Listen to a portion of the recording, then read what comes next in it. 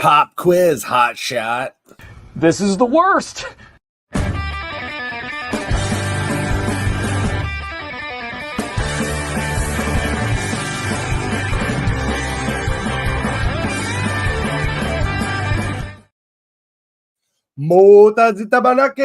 Welcome into a bonus episode of the Worst Fantasy Show. I am your host with the least, Jack Lucenay. I had some free time today. Wasn't really doing much, just kicking around the house. So I figured, what the hell? Why not do a bonus episode and maybe do some of these Wildcat drafts over on Underdog. I've been slamming these every week. I love them because they're only $3 $3 entries. I usually will try to put like $30 because I'm not one of these high rollers in the best ball world that can max out these contests. So even $450 would be insane for me to put just like on this during a week. So I usually do about $30. But we got a little extra money this week. I'm on a ridiculously small win streak as far as WNBA betting. I have hit $10 on my last it feels like 10 tickets in a row. Like, it's getting ridiculous at this point. But we can get right into it. We've got it here. Let's go jump into a Wildcat. So again, these are $3 entries, $10,000 to first place, tiered pricing, 6-person drafts. I really love the format for this little contest. So this has been one of my favorites to target so far through the first couple weeks of the regular season. I haven't hit anything more than like 100 here and there kind of thing. No $1,000 yet off of this, but we'll keep trying. 105. I hate 105. If I'm going to be at 105, I'd just rather be at 106 at that point. Let me at least get the back-to-back picks. Oof, this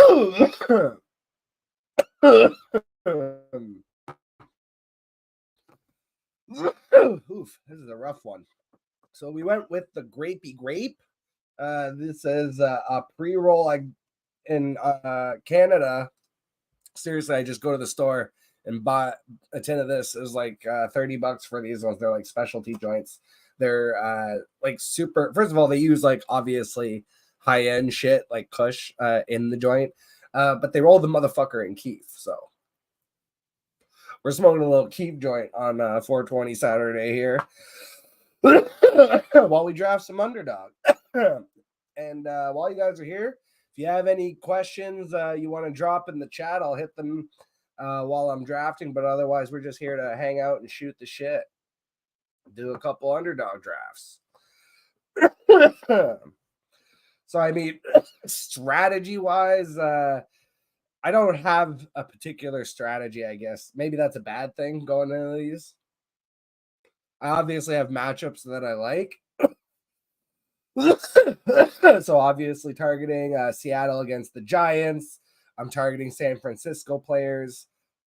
I really like the Houston Buffalo matchup. So we got options here. We're going to go wide receiver. We're going to go take Nico Collins, the number one wide receiver in the NFL. And he's got a home matchup against the Bills. I'm hoping the Bills can show up on offense and maybe drive the score up a little bit. And maybe, based on what we saw on Thursday, we're finally going to see a little bit uptick in scoring here now that we're done with the fucking preseason. Since the NFL doesn't really do that anymore, it feels like the first part of the regular season's the preseason now. I love that Jaden Reed fell to me here. I'm going to take Jaden Reed. That's a smash pick. Obviously, Christian Watson is out. Romeo Doubs. So to comment on the Dobbs situation, I said on Twitter, I'm not going to comment on the Romeo Doubs situation other than he is out. So for fantasy, the other Green Bay options are good plays. But in terms of this whole shit that the team is reporting that he's skipping practice just because of his route tree and his targets, that just feels like some bullshit. Feels fishy to me. I don't know. And then I had seen somewhere else online, and granted, it's just on fucking Twitter, so take this with many grains of salt, but someone said, oh, maybe he's dealing with mental health issues. That was something that had been ballyhooed about in his draft profile, which no, the fuck it wasn't. I know because I drafted him in Dynasty. And part of the reason, oh, fuck. I really love Stephon Diggs here, but we need a running back, and I love Chuba Hubbard. So we're going to go ahead and take Chuba Hubbard here. I see some other wide receivers that I really like still on the board. Michael Pittman has come way the fuck up now that it's confirmed that Joe Flacco is going to be playing today. That's the biggest rise in ADP I've seen on these boards. When I was doing these earlier in the week, I was getting Pittman with my last pick. So his ADP is on the rise, but he's still a good play this week. I should be able to get him maybe in the 5th if I want to wait. I think I might go quarterback here and take Love, get that stack.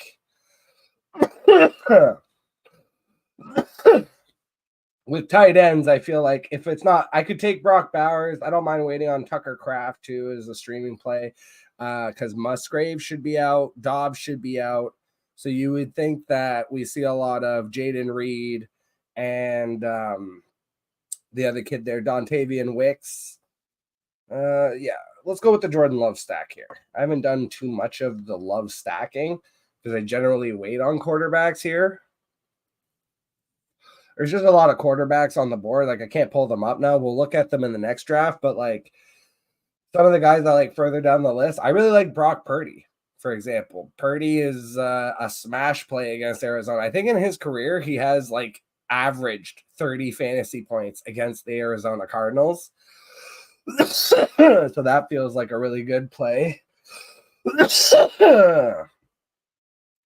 And with the way tight ends have just been all year, like, I'm willing to punt tight end at this point.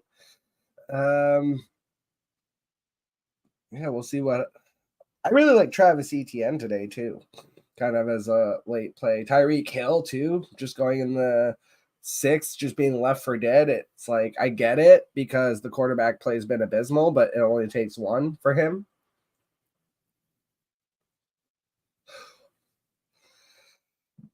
Oh man, DJ Moore revenge game. Just kind of looking down. Here, I've been looking on my phone. Let's actually use the computer so I can show it to you guys. DJ Moore here. The last round pick.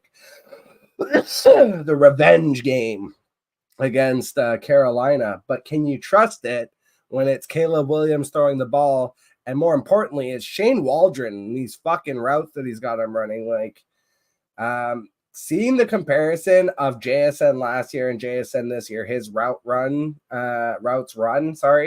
versus DJ Moore last year and DJ Moore this year, it's like the inverse. And yeah, Shane Waldron's definitely, I would say, a big part of the problem. In fact, I would say he is the problem.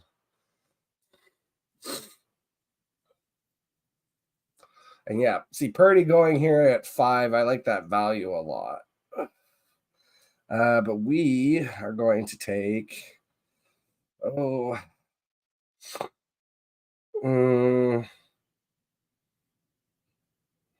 actually going to go with a really odd pick here. I'm going to actually take Christian Kirk. This just feels like the week where everyone's going to be grabbing Brian Thomas Jr., and it's going to turn into a Christian Kirk 8 for 80 in a tutty week.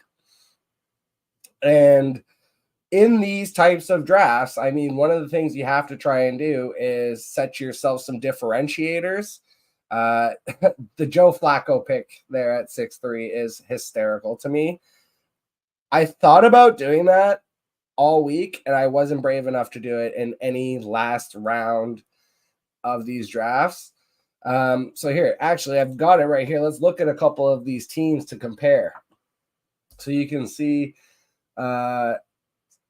this was like one of the first ones I did where I took Stroud and Nico Collins stacked. I love Kenneth Walker this week against the Giants. Obviously, that's a smash play. I took Deontay Johnson and Brian Thomas Jr. for this one. And I just took the random shot on Kincaid for the tight end position. And then completely different here. Here was another Love Reed stack. I did get that. But I put it with Chase, hoping Evan Ingram comes back. And if he has a good day, that would be really cool. But then, taking that last round Tyreek stab, maybe he does, maybe he doesn't. Maybe Jamar Chase has a big game today. And Chuba Hubbard's been one of my most drafted running backs at value. This one, I got the Josh Allen Kincaid stack going, just in case that turns out to be, a big shootout, Buffalo and Houston. And then pairing with Jordan Mason, again, smash matchup against Arizona. I think Amari Cooper is one. I haven't done too much of it, but it feels like, oh, fuck, I've been ashing into my drink. Oh, well.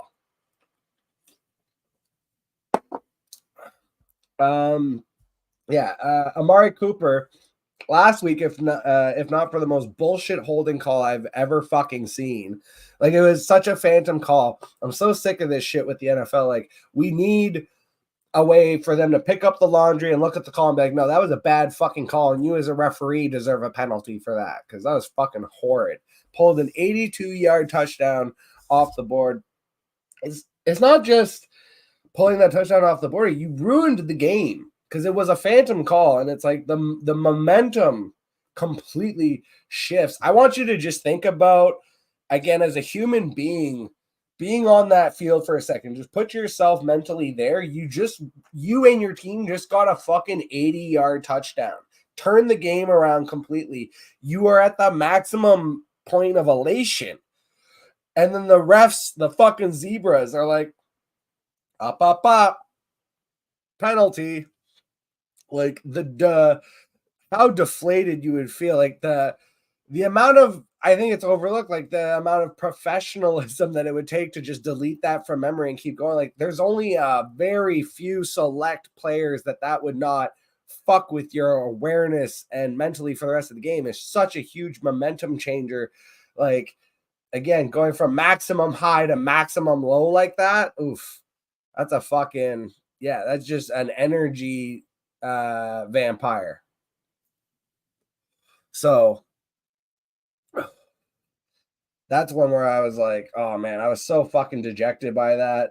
Like, to the point that I didn't even want to watch football for the rest of the day. Like, I still did, but I was really feeling it after that one in particular.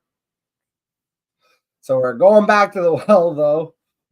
The matchup is good with Washington, so hopefully Cooper's touchdown, if he catches one, doesn't get pulled off the board. I had the Michael Pittman play there. This was I obviously punted wide receiver a little bit here because I took Jordan Mason, and then very rarely do I take the quarterback early. But part of building these lineups is you got to try and differentiate, not just from what other people are doing, but from what you are doing and kind of being set in your own ways. Like, as much as I'm a never reach on quarterback guy, when I'm doing 10 of these fucking things, like, okay, I got to force myself at least once or twice to reach on quarterback because maybe that guy was the guy that I needed to pull out first place. And it does seem like Josh Allen could be set up for a huge week here on the road. So again, that was one where I wanted to get at least a couple shares of it in those early games.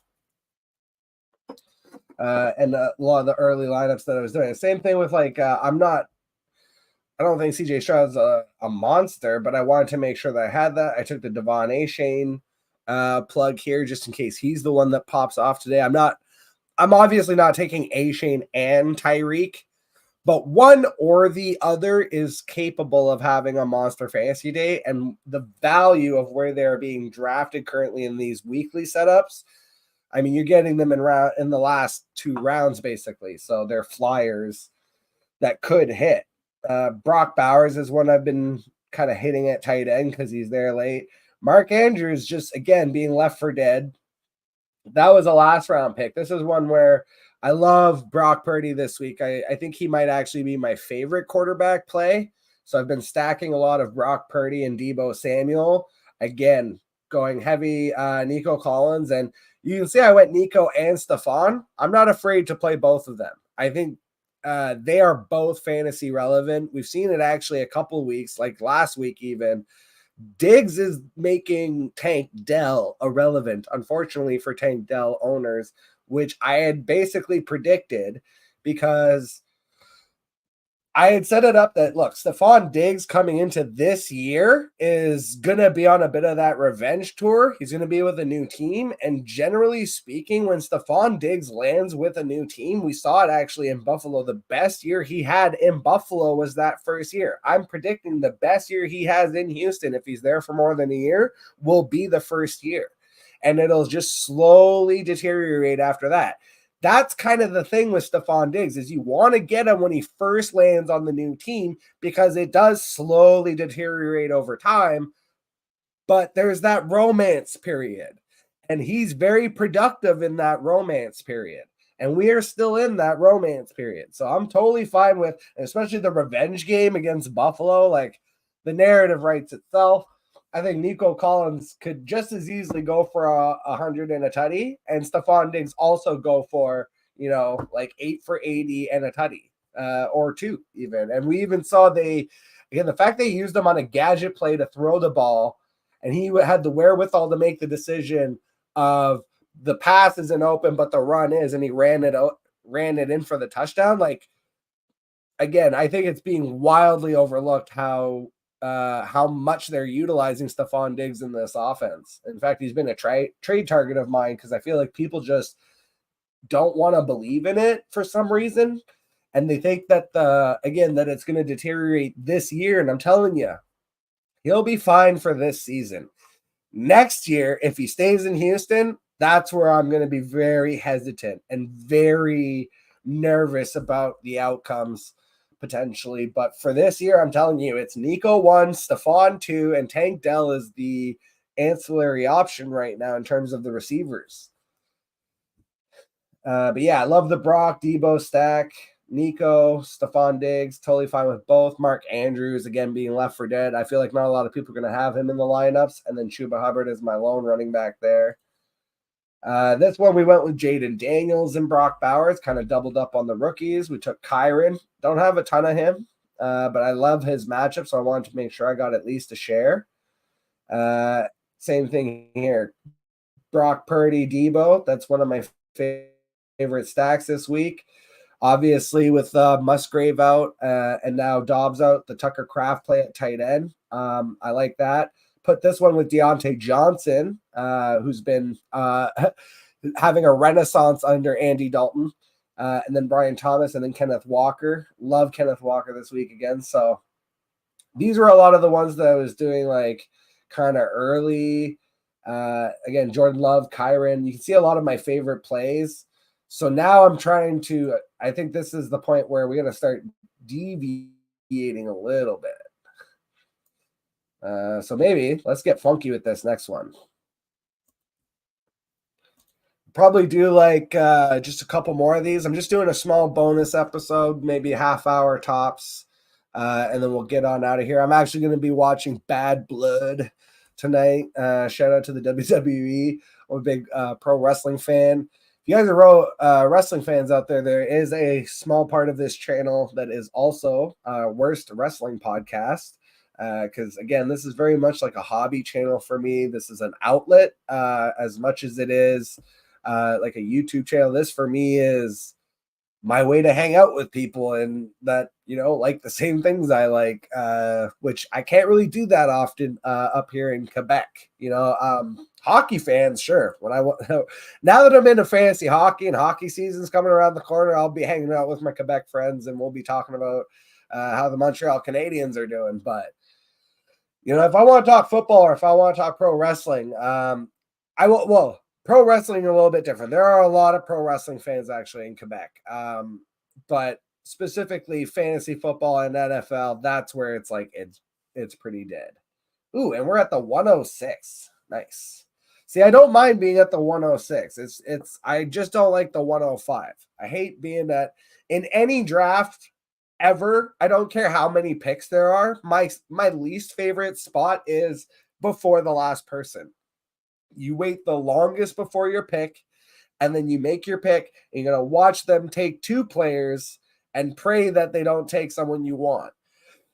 So it's way easier to get sniped.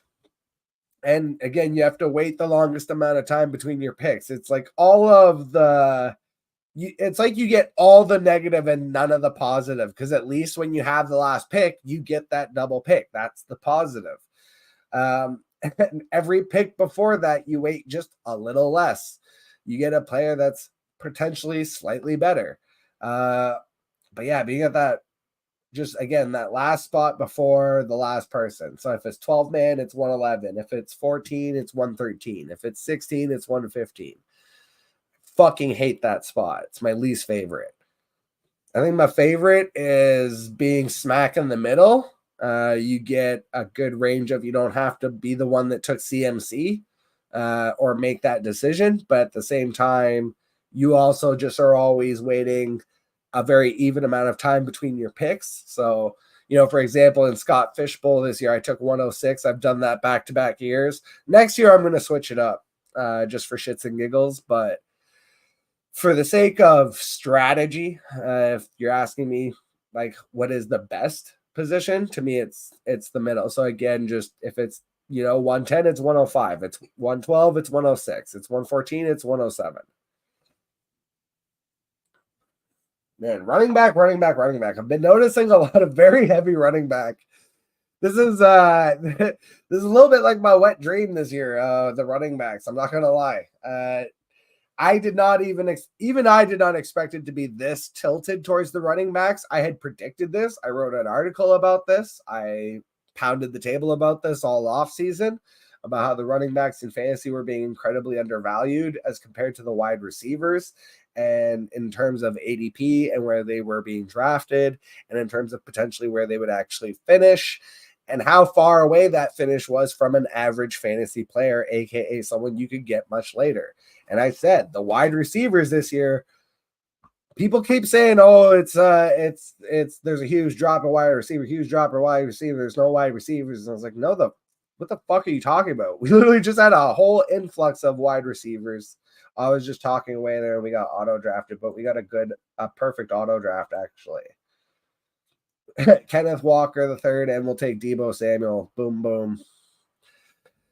Two of my favorite targets, actually. So that's nice that happened. But yeah, it's just people were saying, "Oh, there's no wide receivers," and then again, now we're seeing the emergence of all these wide receivers. We've seen Malik Neighbors hit already, even though he was a bit of a higher draft pick. It's a rookie, and he's pushing other guys down the board. So, like, one of my favorite targets was DK Metcalf, who I was smashing in the third round all offseason. I was like, hell yeah, if I can double tap running back, if I'm at 111 and I can get or anywhere from like 110 to 112, if I could get Saquon and Derrick Henry to start and then get DK in the third, it was a fucking dream. And you know what? I did it twice, in Megala Bowl and in my $150 home league. So, and that was a very attainable goal, was getting those three players. And I'll tell you what, I am 2-2 in my $150 league. I would be 0-4 if not for those three players. So thank fucking Christ that I did that. Speaking of DK Metcalf, is a solid ass play this week. There was something about his finger, but he's already off injury reports. He should be fine. George Kittle is one. I keep saying George Kittle get drafted, and I'm like, I don't think he is going to play.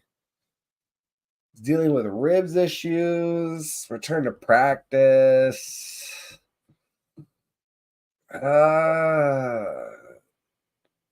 Yeah. That one sucks too, because they play in the afternoon. So if you are, let's just shift to redraft for a second. If you have George Kittle in a redraft format, because in best ball it'll automatically replace the player for you. It'll put you substitute. But in redraft, if I have George Kittle, that's a fucking tough one. Like, if I have George Kittle and I was able to get Tucker Kraft off waivers, I think I might play Tucker Kraft. I feel like if Kittle plays, he might be limited. It is a good matchup. It's really scary to me. Also, maybe I'm kind of secretly hoping that Kittle will sit out because then we'll probably see a little bit more from Deebo Samuel even. So maybe I'm just being selfish. But I just really, struggle with that one. You know, what's funny is I've taken some Jaden Reed, actually. You know who I have not taken any of is Dontavian Wicks, everybody's favorite waiver ad this week. I think I might have to grab him here. We'll see. I do like Chuba Hubbard, but I don't know if I want both of the Carolina guys. I think it's like, for me, I'm going to take either Deontay or Chuba. I think I might have had one lineup where I took both. Brian Thomas Jr. also could just like completely destroy the outside wide receivers for the Colts, or the defensive backs. I mean, sorry, because they've been giving it up to outside wide receiver. But no, I think we need the Stephon Diggs revenge game here. Do we, though? Or do we need Deontay? The struggle is, no, we're going to go with Deontay. He's just been so good. Like, it's ridiculous. And I actually really want to take Dontavian Wicks. We're going to do it. He had 13 targets. Romeo Dobbs is going to be out. No Luke Musgrave, most likely. We're going to do it. We're going to take Wicks here. I really want to get in on that Green Bay and Rams matchup. A lot of people have been asking me about Jordan Whittington. That's one that keeps coming up. What do we do with Jordan Whittington? Problem is he has a bye next week, and if you need the play, I don't mind it, but it feels... I think Jordan Whittington, people are trying to profile him like the next Puka Nacua, Cooper Kupp. Like, I jokingly referred to him as, and I saw it online. I'm totally ripping off someone's joke, and I can't remember who or I would credit them. But I called him Jordan Puka Cuppington, and I was like, but is he really, or is he just Robert Woods? Like, it feels like he's more Bobby Trees. And Bobby Trees had value in the Rams offense. I think people totally forget that, but I view him more that way, where it's like he might get like 6 for 80 and you hope he finds the end zone, because then it's kind of a mid game, but he's definitely a good floor play above a lot of other like ancillary auxiliary options. But then if you're asking me again, like Dante Alexander Madison, that's hilarious. You know what? Choco Taco, Chocolate Taco, Jesus fuck. Chocolate Taco. I mean, that pick makes sense for a chocolate taco, because Jesus Christ. If that works, I'm going to be stunned and floored. I know Zamir White is questionable, but it's like, we've just been down this road before. Alexander Madison, when he's the starter, isn't, he's not valuable. Like, I actually think I prefer him as the backup, to be honest, because it feels like when he was the backup in Minnesota, he produced. As the backup in Las Vegas, he was producing. And if he gets the starter role, all of a sudden he's going to stop producing. Because then they're like, oh, yeah, we can just stop him. Oh, man. I really like the way the team's coming along, though. Kenneth Walker, Deebo, Deontay, Dontavian, and Wicks. So we're going to have to grab our quarterback and tight end. Tucker Kraft still just hanging around. And everyone in front of me except for Werewolfen has taken a tight end. So let's see what Werewolfen does. We're going to stack Brock Purdy with this one again. Because, again, I think Brock Purdy might be my favorite quarterback play of the week.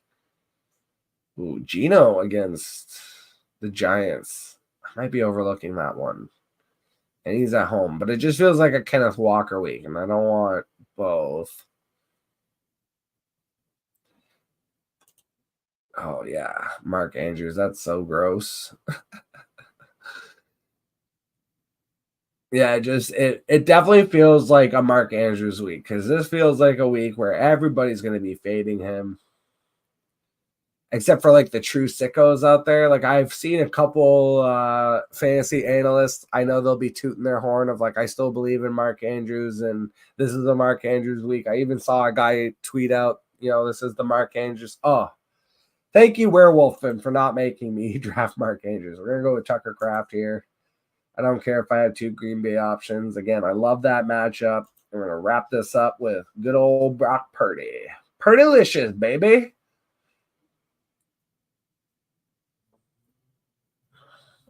Man, some good white. Again, Brian Thomas Jr. and Michael Pittman still on the board here. Ayuk, maybe this is the Ayuk week. I think that one's being overlooked a little bit. Is this the week Brandon Ayuk finally gets it going? Ugh. You know what? We'll do one more, and then I'm going to cut out of here so I can have some Meat Lovers pizza. You know what? Fuck it. Let's smoke both of the joints. I was going to save this other one, but look how teeny it is. This one's so small. It's really funny to me. Just a little teeny joint. This is the strawberry one. So we'll smoke one more, and we'll get on out of here. Then I'll have the munchies for realsies. I'm going to have a Meat Lovers pizza night, not doing anything complicated. That's something. Yo, do you guys cook? Like, y'all cook, right? Well, I don't know what this thing is online, especially maybe because I listen to shout out to Smosh. I don't know if you guys know what that is. It's like this really big comedy channel. And they do a bunch of different stuff. But the one that I listen to every Saturday is the Reddit stories. I really like listening to the Reddit stories. And it's always about these like dumbass men that can't cook and they're trying to like do shit to their like the one I listened to today was the dude went and woke his wife up at midnight or it wasn't even his wife, sorry, it was his girlfriend of like 3 months. And he was like, "Oh, I need you to wake up and cook for me." I was like, "The fuck? Is there really that many people out there that don't know how to cook?" I feel like that's just like an internet trope.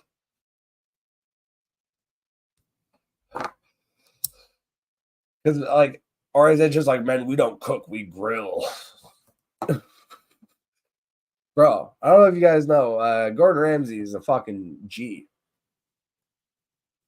It's like all the greatest chefs in the world, I feel like, are men, and it's such a male-dominated field, which is such a weird thing when it's like, when we're always like, "Oh, women are supposed to do the cooking," but it's like, but men do all the cooking. Like literally, like if you go to restaurants and like you go to like the restaurant, it's like again a male-dominated industry. So I don't. It's really funny the correlation to me of like, oh, not at home though.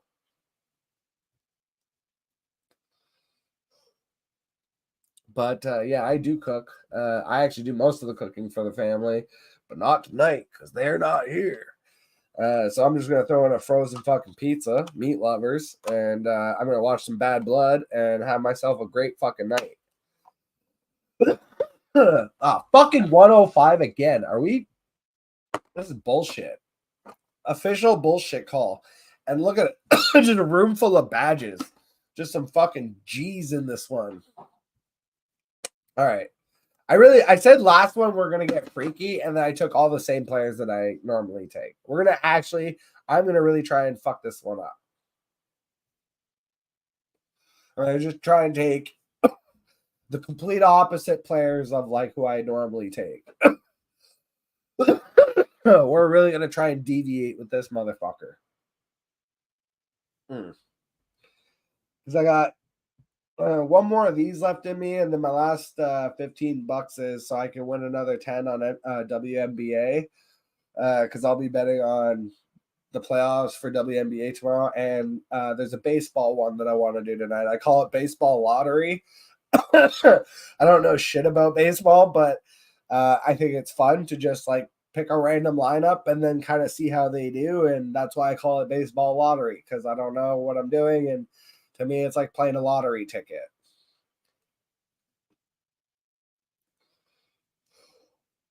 But hockey's coming up. Hockey's actually, so it's funny because I've never been like a huge hockey guy in my life. I've always been a football guy, especially as a fan. But ever since I started playing fantasy hockey, and this is like a weird thing, like low-level superpowers, all right?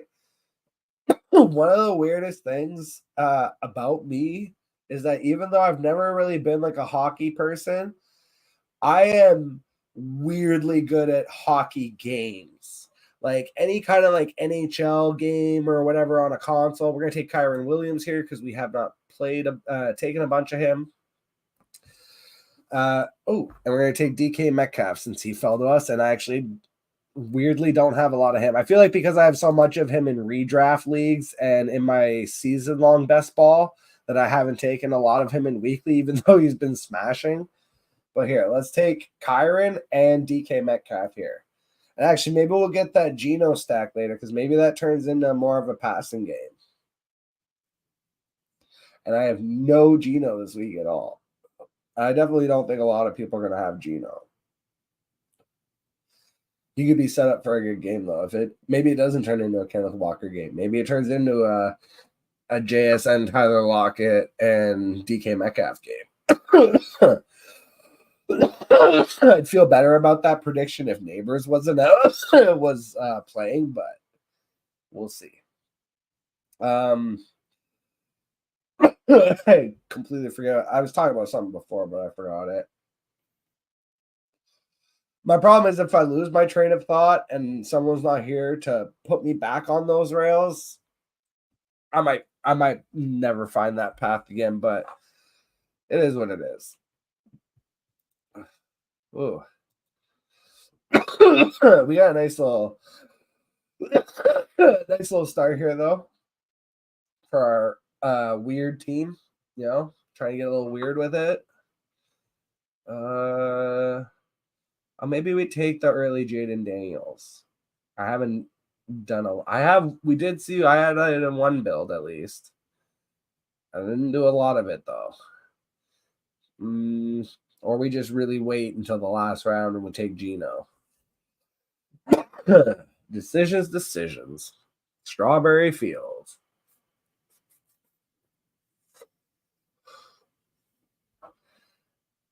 Ooh. Man, I'm excited. I will say I'm excited for Bad Blood tonight. The Hell in a Cell with Drew McIntyre and CM Punk. That's going to be lit. I also did on Worst Wrestling Podcast best and worst, top 10 best and worst Hell in a Cell matches. So you guys can check that out at your leisure.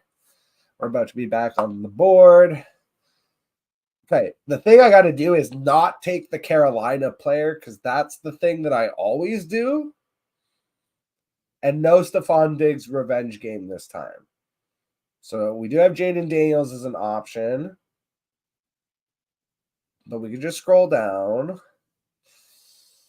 Oh, you know what? Okay, well, I said we're going to get weird with it. Let's take Michael Pittman here. Way ahead of ADP, but I kind of don't give a shit about ADP in this situation. We're not going to go all this far down. Just kind of seeing who's there. If anyone really stands out to me as like a last round pick. Austin Eckler. I like him as a weekly play. I don't know if I'm trying to play him. Cleveland defense pretty good against the run. So that's more of like a redraft play, not trying to hit the maximum here. He could though.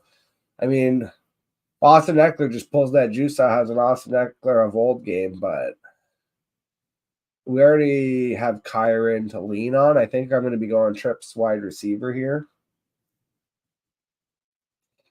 Oh, actually, maybe not.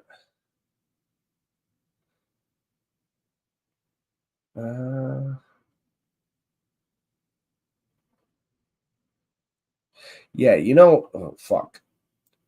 My little scrolly thing, he's not cooperating right now. All right, there we go. Travis Etienne Jr., I think, definitely is getting faded a little bit. I knew he was dealing with the injury. And people have been picking up Tank Bigsby to stash. And I could just see him having a big week here.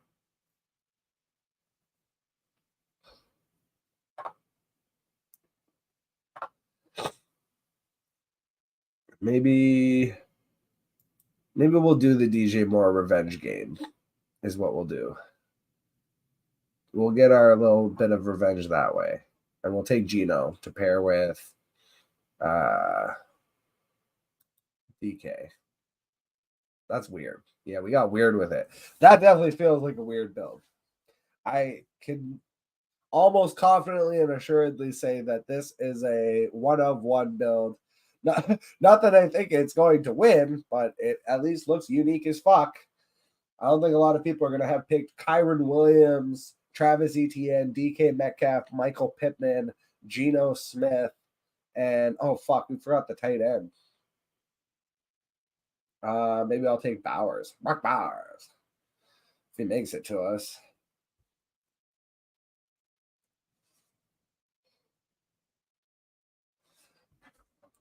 Oh.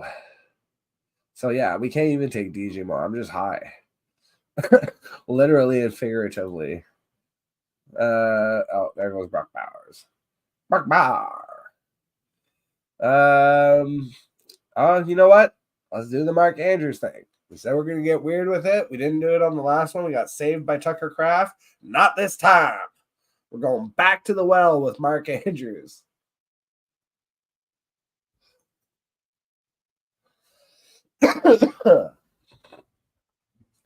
And then I am like a fucking Teenage Mutant Ninja Turtle going to disappear into the night and go eat some pizza. That's what I'm going to do.